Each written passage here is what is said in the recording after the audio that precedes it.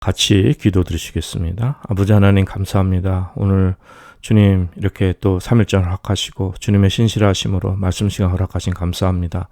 주님 저희들 하나님께서 정말 이 순간도 다스리시고 만물을 운행하시며 아버지 하나님 말씀을 이루시는 것을 깨닫고 성령 안에 즐거워하게 하시고 주님의 품 안에 거하며 안전하게 거하며 하나님께 영광 돌리는 하나님 백성 되게 하여 주옵소서.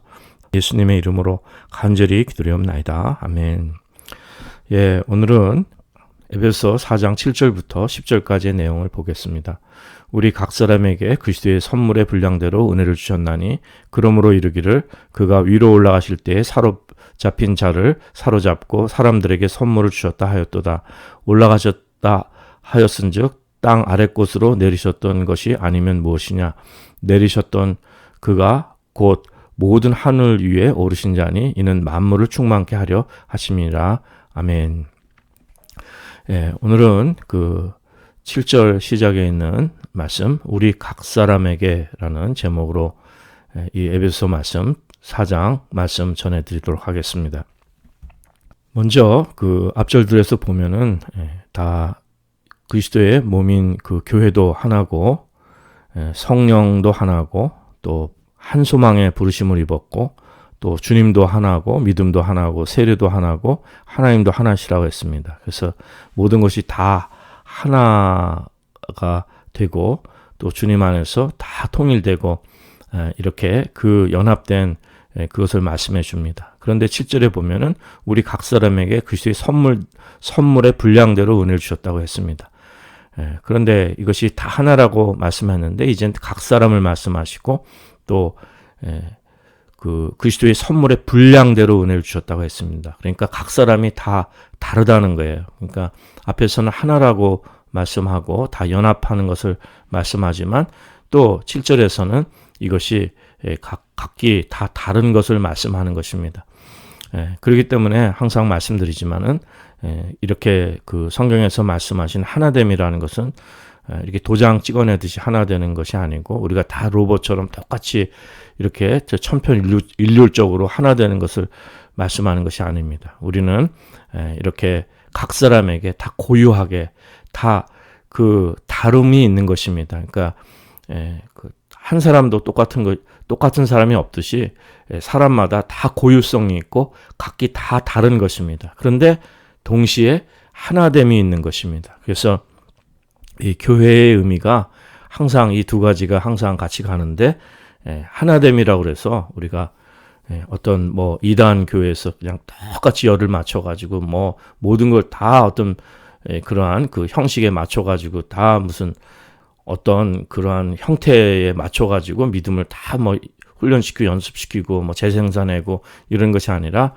우리 모두가 다 고유하게 다 다르지만 다 또 하나하고 다 같다는 것입니다. 그러니까 오히려 약한 지체에 더 귀하고 또 하나님께서 다 그 선물의 분량대로 은혜를 주신 그것을 생각해야 됩니다. 그래서 교회는 항상 두 가지를 생각하는데 하나됨과 또 각기 고유함 또 다름 다양성 이것이 같이 가야 되는 것입니다. 그래서 이런 그 유니티하고 디버시티가 교회에는 이것이 같이 공존하는 쌍둥이처럼 같이 공존하는 동전의 그 앞뒤처럼 같이 공존하는 이러한 은혜가 있어야 믿습니다. 그것이 이제 교회의 생명체의 그 축복이라고 믿습니다. 그래서 저희들이 우리가 그 성령으로 거듭난 그리스도인은 하나 되는 것입니다. 그러니까 영으로 예수 그리스도로 거듭난 영의 사람들은 하나가 되는 거예요. 그래서 우리가 그냥 거듭나지 않은 세상의 종교인들하고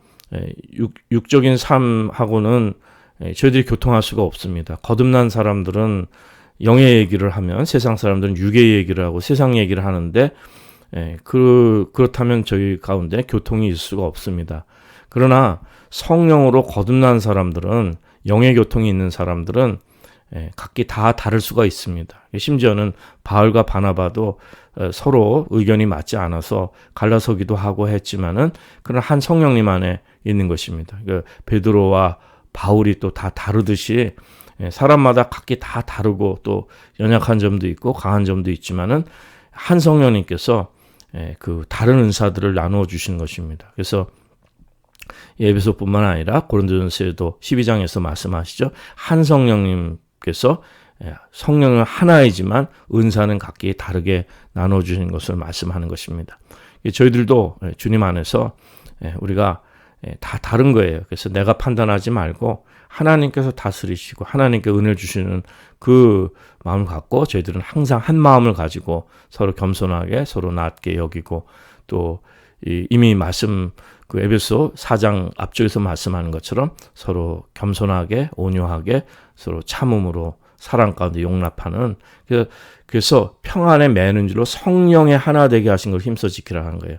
그냥 인간적으로 하나 될 수는 없습니다. 우리가 사람들이 그냥 막 인간적으로 하나 되고 같이 막 공동체를 형성하고 아름다운 삶을 추구하고 그러는데 그런 것은 사실은 불가능한 겁니다. 그리고 그것은 우리 그리스도인의 삶에서는 그걸 추구하는 사람들이 아닙니다. 그거는 우리 죄성이 있는 거듭나지 못한 육의 삶인데 거기에는 진리도 없고 거기에는 소망이 없습니다. 우리는 거듭난 사람들이 성령으로 거듭난 사람들이 성령으로 하나 되게 하신 것을 힘써 지키고 그러기 때문에 저희들이 그리스도의 몸인 교회도 하나고 성령도 하나고 소망도 하나고 주님도 하나고 믿음도 하나고 세례도 하나고 하나님도 하나 다 하나예요. 그러나 우리 각 사람에게 그리스도의 선물의 분량대로 은혜를 주셨다는 것. 각자 고유하게 이 다양성에 대해서 우리가 정말 이것을 또 서로 존중하고 서로 이렇게 그 겸손하게 세워가는 이러한 은혜가 있어야 되리라 믿습니다. 그러니 영의 교만이 제일 무서운 것이죠. 그래서 겸손이 참으로 모든 겸손이라 했습니다. 그래서 겸손이 저희들이 필요하고 오래 참는 것, 서로 용납하고 참는 이러한 그 하나님께서 다스리시고 하나님께서 성령의 사람들을 더 성숙하게 하시는 이런 은혜가 있기 때문에 우리가 하나님의 절대 주권을 침해하지 않고 우리가 다 순종하고 순복하고 한 마음으로 주님을 따라가는 참 이러한 은혜가 계실 줄 믿습니다. 자, 그런데 이 보면은 7절에 보면 우리 각 사람에게 그리스도의 선물의 분량대로 은혜를 주셨으니 이렇게 말씀합니다. 자, 그런데 갑자기 8절 이하에 보면은 그러므로 이르기를 그가 위로 올라가실 때 사로잡힌 자를 사로잡고 사람들에게 선물 주셨다 하였도다 말씀하고 9절에 보면 올라가셨다 하였은즉 또 땅 아래 곳으로 내리셨던 것이 아니면 무엇이냐 내리셨던 그가 곧 또 모든 하늘 위에 오르신 자니 이는 만물을 충만케 하려 하심이라. 이게 10절까지 지금 받들어 읽었거든요. 근데 7절에서는 우리 각 사람에게 그리스도의 선물의 분량대로 은혜를 주셨으니 하는데 갑자기 8절부터 주제가 바뀌어버린 거예요. 바뀌어버리고 사실은 11절이 7절이 11절로 연결이 됩니다. 11절에 보면은 그가 혹은 사도로 혹은 선지자로 혹은 복음 전하는 자로 혹은 목사와 교사로 주셨으니 이것이 연결되는 겁니다. 다시 말씀드리면은 7절에 우리 각 사람에게 그리스도의 선물의 분량대로 은혜를 주셨으니 그리고 11절로 넘어가서 그가 혹은 사도로 혹은 선지자로 혹은 복음 전하는 자로 혹은 목사와 교사로 주셨으니 이렇게 나가는 것이 이것이 정말 사도 바울이 그 성령님의 인도함 받아서 그 논리의 흐름 그 말씀의 흐름에 이것이 제대로 된 그 주제의 흐름입니다. 자, 그렇다면 8절부터 10절까지의 내용들이 이것이 삽입이 된 것이고 가로가 되는 것인데 사실 보면은 이 킹제임스 역에 보면은 9절 10절은 이렇게 가로로 쳐 있어요. 그러니까 이제 이것이 삽입된 것을 말씀해 주는데 근데 9절뿐만 아니라 8절까지 이것이 내용의 주제가 다른 주제가 들어 있습니다.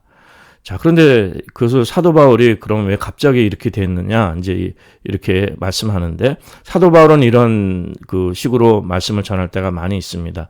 그러니까 세상의 그 문학 양식으로는 이것을 문법 파괴라고도 얘기하고 어떤 양식 파괴라고 얘기해서 어떤 이야기를 하다가 갑자기 다른 주제 얘기하고 또 다시 또 그 주제로 돌아오는 이제 이런 걸 말씀하는데 그거는 좋은 문학 양식은 아니지만 사도 바울은 성령님의 인도하심 받아서 쭉 말씀하다가 진정 그 8, 9, 10절에 필요한 말씀을 딱 주시는 거예요. 그게 거기에 필요해서 그리고 이제 11절에 다시금 그 7절에서 말씀하는 내용들과 연결해서 다시금 주제로 돌아오는 것입니다.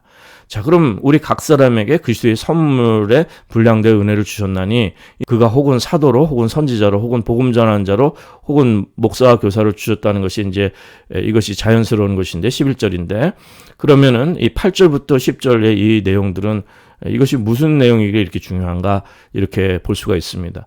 자, 그런데 특별히 8절에 보면은 이것이 시편 68편에 있는 내용들을 인용하는 것을 알 수가 있습니다. 그러니까 사도 바울이 구약의 말씀을 인용한 거예요. 구약 시편의 말씀을 인용한 것입니다. 이 말씀은 뭐냐면은 이 그리스도를 말씀하는 겁니다. 지금 예수 그리스도를 말씀하는 것인데 이 그리스도의 선물의 분량대로 은혜를 주신 내용을 말씀하는 것인데 갑자기 구약의 시편의 말씀을 인용을 하는 거예요. 이 말씀 뭐냐면은 이 시편의 68편이 바로 이것은 다윗이 또 성령님의 감동하심을 받아서 구약의 이스라엘 백성들에 관한 이야기일 뿐만 아니라 이것이 그리스도에게 관련된 그리스도와 관련된 말씀인 그것을 깨닫기 때문에 그것을 사도 바울이 또 성령 충만함으로 이 내용들을 여기에 갑자기 말씀을 이제 중간에 이 주제를 말씀하는 것입니다. 이 말씀 뭐냐면 시편 68편으로 가보면 이 무슨 내용이냐면은 이것은 하나님께서 그의 백성들을 애굽에 그 종살이 하는 데서 구원해 내신 것,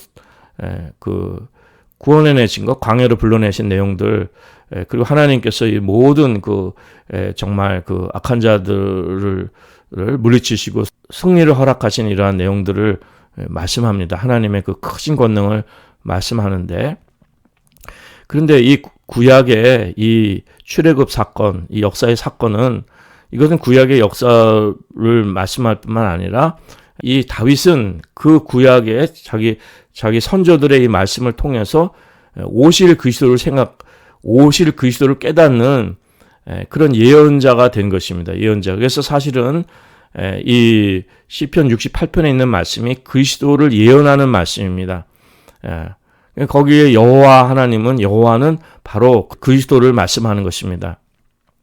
그러기에 이제 신약에서도 사도 바울은 고린도전서 10장에 가보면은 이스라엘 백성들이 반석에서 물을 마셨는데 이 반석은 바로 그리스도라고 분명히 말씀하고 있습니다. 그리고 이제 스데반도 그 순교할 때 설교 때 그때 그 설교하기를 광야 교회라고 그랬죠. 광야의 교회. 이 교회의 소중함과 이렇게 그리스도가 중심된 교회를 이미 말씀해 주고 있는 것입니다. 구약의 출애굽 사건이 유월절 어린 양, 그러니까 바로 그리스도를 예표하는 것이고 하나님께서 그 구약의 이스라엘의 역사를 그러한 상황에 그걸 이루시면서 오실 그리스도를 동시에 예표하시고 하나님의 은혜를 계획하신 그것을 우리는 이제 깨달을 수 있어야 합니다. 소위 세대주의라는 것이 있습니다. 이것은 미국 교회도 굉장히 유명하고 한국 교회도 영향을 많이 받습니다. 이건 성경을 아주 문자적으로 그대로 해석을 해서 이제 하나님의 계획과 경륜이 이제 그리스도를 통해서 이 땅에 하나님의 왕국을 이루시는 것이 이제 궁극적인 목표입니다. 그리고 거기에 이제 이스라엘 백성들은 불순종했지만 결국 그들이 다 회복이 되고 하나님의 왕국이 이제 그리스도를 통해서 이제 회복이 되는데, 그런데 이제 교회는 이렇게 도표로 보면 골짜기에 있듯이 아니면 가로에 있듯이 이 교회의 존재가 이것이 본질적으로 되어 있지 않고 궁극적으로는 하나님의 왕국이 회복되는 것이고 또 유대인들이 다 회복되는 것입니다. 사실은 구약의 말씀들이 다 그런 내용들이죠.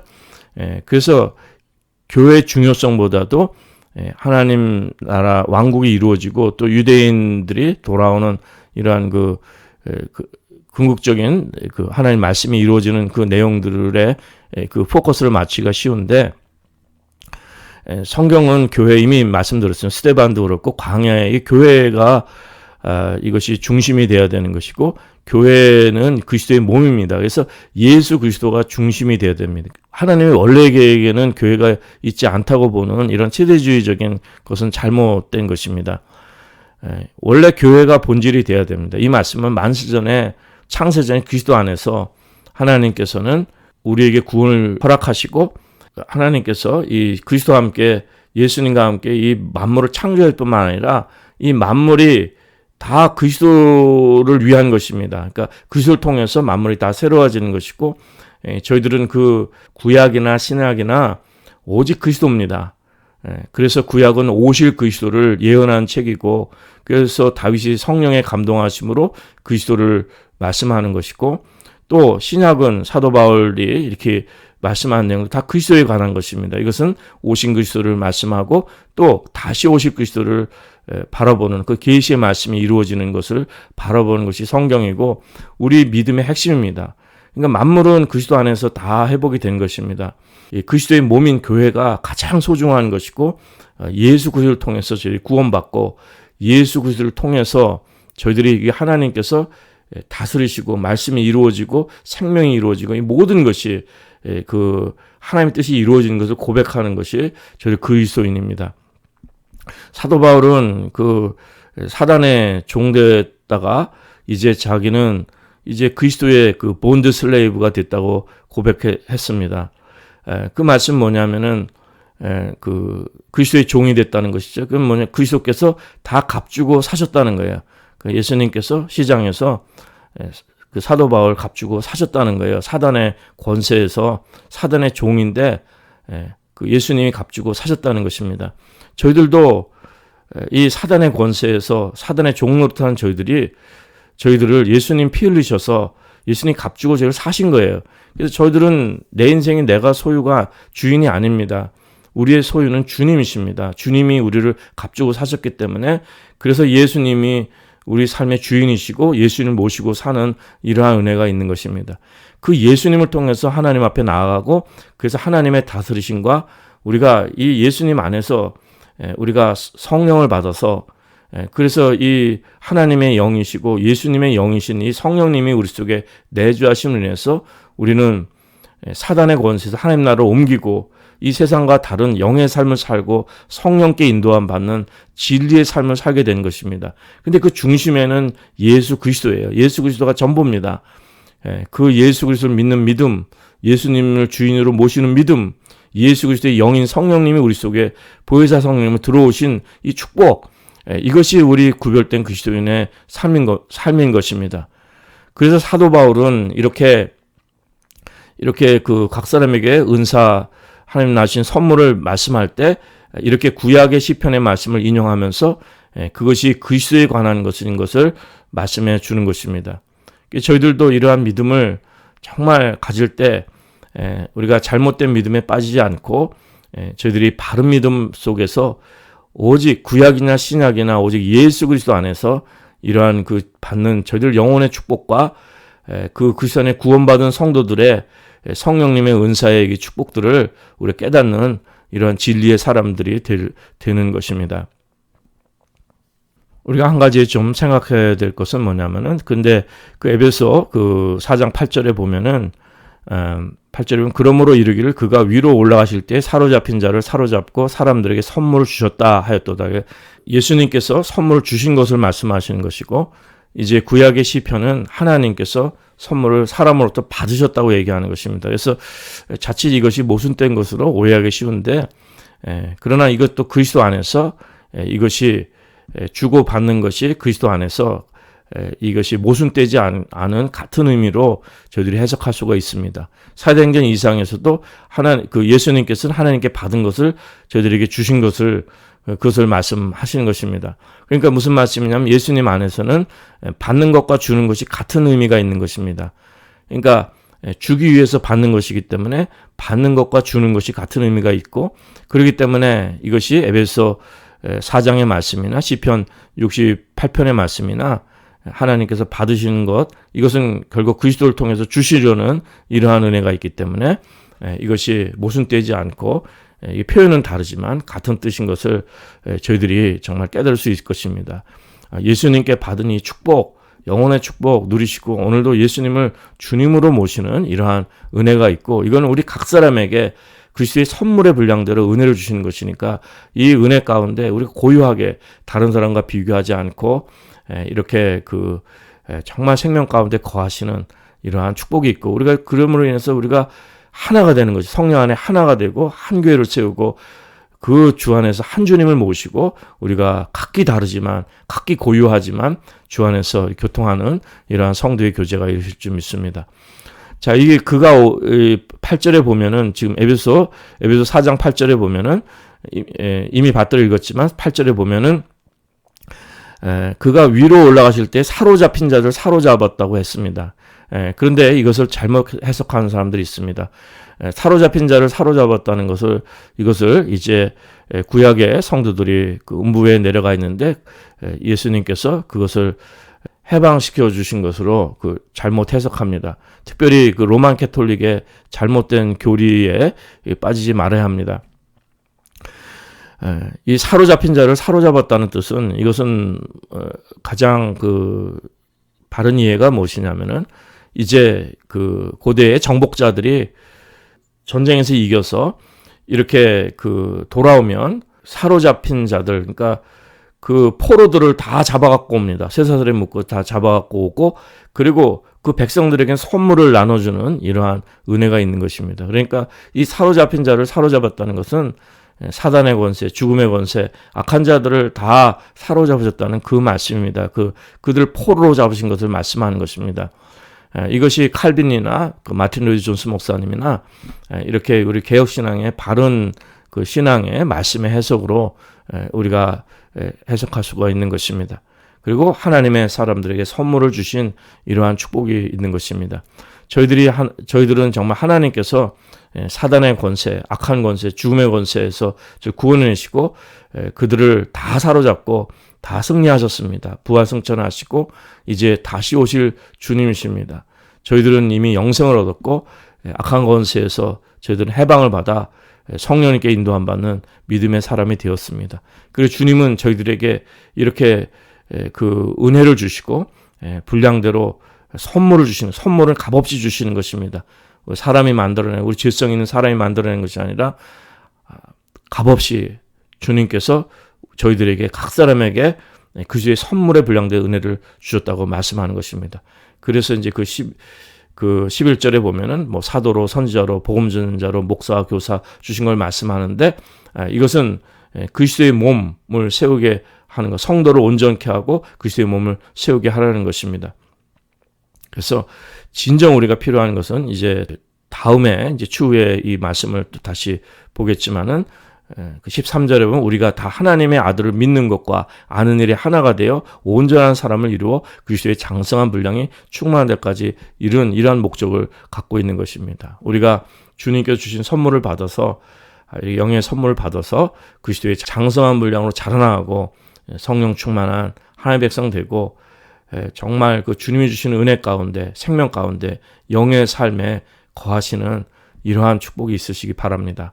주님께서 오늘 정말 그리스도를 통해서 만물을 다 다스리시고 인도하시고 지켜주시고 저희들에게 생명진리를 주신 아버지 하나님께 정말 감사, 영광, 찬양을 돌려야 할 것입니다. 오늘도 이 영의 삶으로 기뻐하시는 저와 여러분의 삶 될 수 있기를 간절히 기도드립니다.